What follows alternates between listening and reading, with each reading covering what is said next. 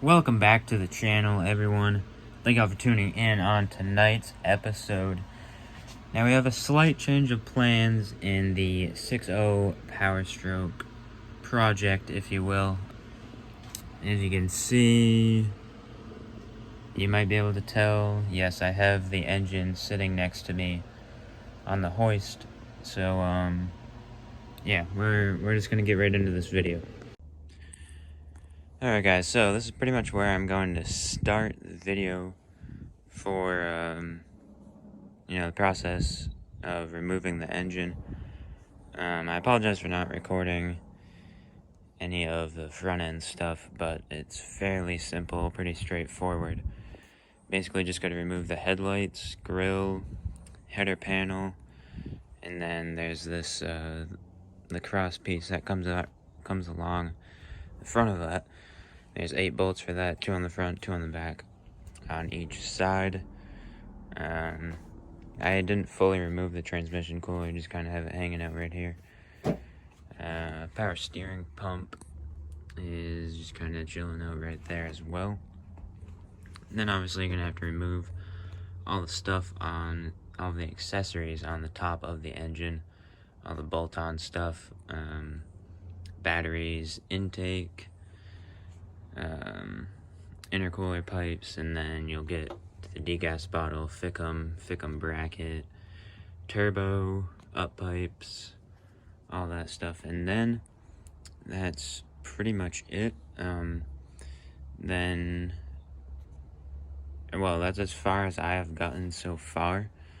So yeah, we'll get into unbolting the transmission.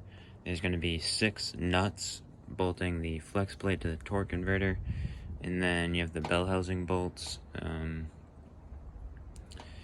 going to have to take the starter off, fuel lines of course, and there's some more wiring,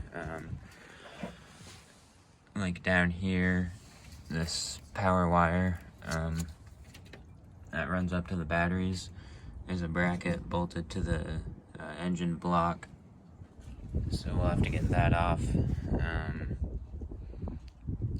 Yeah, anyways, we're just gonna dig right into this thing, so yeah. Alright, so I've removed all 6 nuts off of the torque converter studs, and if you are removing the engine, you're gonna have the front end apart. So for doing this, you're not gonna need to go underneath the truck. You can stay right up here. You're gonna want to get a 19 millimeter. These are actually ARP bolts, so they are, they're the 12 point, whereas factory ones are just 6 point, but I believe it's still a 19 millimeter for those. And then get yourself a breaker bar, so you can turn the engine over by hand. And then this is where we're accessing the nuts. You're gonna want like a 3-foot extension, or just a bunch of extensions. There's a little plug in there, so you're gonna want to remove that. And in order to remove the plug, you will have to go underneath, but hopefully you guys can see under there. I don't know if you can or not,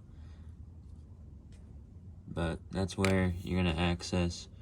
Yep, there we go. You guys should be able to see that now. That's where you're gonna access the 6 nuts for the torque converter. You can stay right out front of the truck. You don't even have to go underneath. And it is really easy. If they start to round off on you, just stop and get yourself a set of the nut extractors. I had one that was already rounded off, probably from previous install, and the transmission has been out of this one time.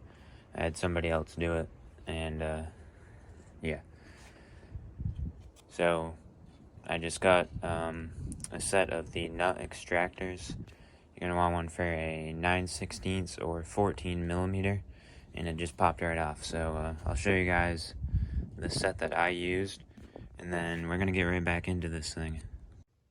So here are the 6 nuts that hold the flex plate to the torque converter.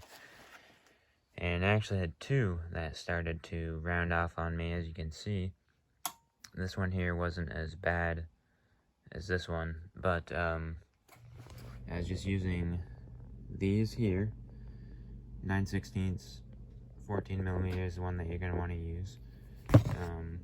And they work extremely well. Those teeth in there, just grab a hold of the nut and it pops right out. These are not very tight. If they are torqued, they should only be torqued to around 25 foot-pounds. So, yeah, those things will grab right a hold of them and they should pop right out, no issues. So, fast forwarding a little bit, we got the starter out. This is actually a 6/4 starter that I did a while back. Anyways, to remove this, you have just 3 bolts. There are 2 that are really easy to get to, and then the top one is a little bit tougher. You're gonna want to use a wrench on that. Probably a ratchet wrench would be best. All 13 millimeter bolts. Then to undo the 2 power wires, you have a 10 millimeter down here, and then a 5/8 or 16 millimeter for that one there. And then that is it for the starter. So we're gonna move on to some other stuff, and we'll be ready to pull this engine out. Alright guys, so fast forward a few hours. It's now dark out actually, about 6 p.m. And yeah, we got the engine out.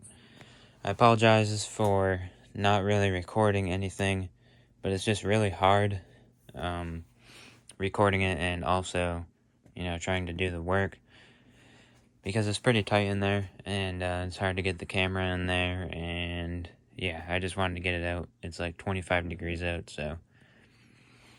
But now that I have it out, I can actually really go over some of the stuff that you're going to have to remove in order to get this thing out. I think we stopped at the starter, so yeah, yeah, we also went over the torque converter bolts. So the engine harness, I actually just disconnected from the engine and set it off to the side. You can disconnect it from the cab.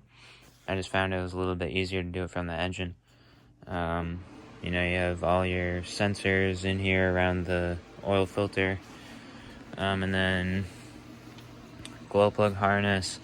The hardest one is the crankshaft positioning sensor, which is down here. It's an 8 millimeter bolt, so you can just remove the sensor, or you could unplug it. I found that it's just easier to remove it and then unplug it out of the truck, and then we can just throw it back in. If you have, obviously, assuming that you have AC, you will have to remove your AC compressor, which is it's a pain. Let me just tell you that. I have the AC delete pulley on here because, well, we're not running any AC or heat. So, yeah, it was a lot easier to get to the engine mounts and also that sensor there. But since you'll have the AC compressor removed, sensor should be no problem. And then, actually, we'll stay at the front because there's another thing down here. So down here, this bolt right here holds a power wire and a ground wire, I believe. So you're gonna have to take this nut off first, then you'll have to take the stud off back here that actually goes into the block, and then you can remove those 2 wires. It basically just holds a bracket on that you know, goes around the wires. So you can just set those off to the side again, and then they run through here in between the engine mount and the block, so you can just pull them straight out of here. And then also running through that same spot, going through here in between the engine mount and the block, you'll have your block heater. So you will have to disconnect the block heater right here from the block, and then you'll be able to just pull it right out through here. That's pretty easy. This here's a ground that just runs from the cab to the block, so I just disconnected it from the cab, or you can disconnect it from the block, but it's a little bit easier to just disconnect it from the cab. That's an 8 millimeter bolt. Let's see, then you'll have your bell housing bolts. I can't remember how many there were, but you'll see them. I'll count them when I go back outside, but The two that are up here are definitely the hardest to get to. I actually went from the top of the engine and got them out that way. I found that was a little bit easier. So, yeah, that's really it, actually. You also have to disconnect your fuel lines, which I did not mention. You just have two right here. So, just get yourself a fuel line tool to disconnect those. And then obviously the engine mounts. It's a lot easier if you just take off the two nuts. These studs go through your cross member, and then you have a nut that just holds it on. A lot easier to do that. Spray them with some penetrating fluid, and they'll come right out. I just used a breaker bar, broke them loose, and then spun them out with the impact. No issues there. You can also, you can take these 4 bolts out here. You'll have 2 here and then 2 on the other side. That's a little bit more difficult. It's a lot easier if you just take the 2 nuts off of these studs. Especially if you take off these 4 bolts here. Sometimes the oil pan can get hung up on the actual mount, because this will still be connected to that cross member. Obviously, if you don't take these 2 nuts out. So yeah, just take the 2 nuts out. It's 4 total instead of 8, so yeah, a little bit easier. Let's see, I think that's pretty much it. Like I said, it's really simple. A lot of people say you can't even pull this engine with the cab on. 100% false information. A lot of people do it this way, especially if you don't have access to a lift. Alright, so hopefully you guys can see out here. Yeah, like I said, it's dark out now, so yeah. Anyways, there's a transmission, torque converter. I had a little fight with the downpipe when getting the engine out. Not really sure what happened, but the downpipe got hung up on the high pressure oil pump cover. So I just ended up removing the downpipe completely, so you guys should probably do that as well, so you don't have to deal with what I did. Because I had to lower the engine, then I had to take the downpipe off, and then, yeah, it was just kind of a pain, but should have done it to begin with. As for the transmission, I've just got a jack down there with a little 4x4 holding it up. Yeah, and then here's the mess of an engine harness tucked up in the fender, along with the power steering pump. Those are your 2 fuel lines here. Also, I ended up removing the bumper, as you can see, because I couldn't get the freaking engine hoist far enough in, if you know what I'm trying to say. So I had to remove the bumper. So I could push the engine hoist further in order to kind of get centered in the engine. So yeah, just go ahead and remove the bumper. That way you don't have to deal with that either. It's like, I don't know, 6 bolts total or something.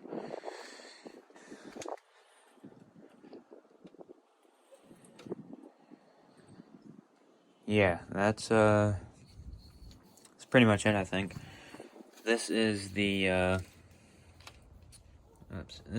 block heater here.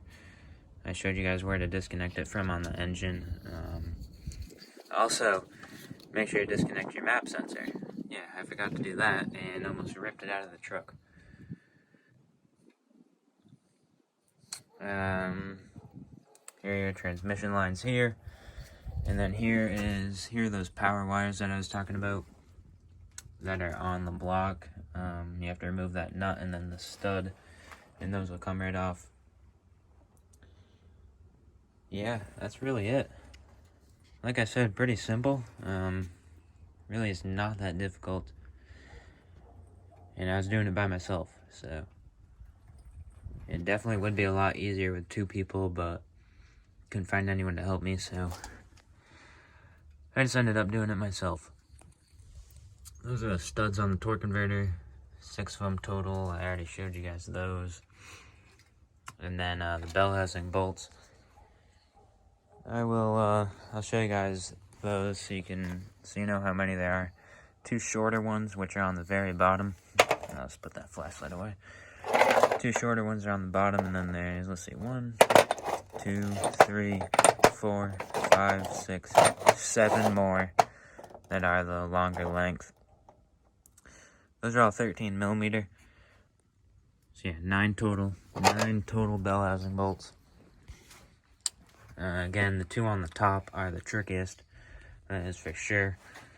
Like I said, I went over the top of the engine instead of from the bottom, instead of from the ground. And I found that a lot easier. So yeah, that's really it. I'm gonna go back in the garage because it is like 20 degrees out.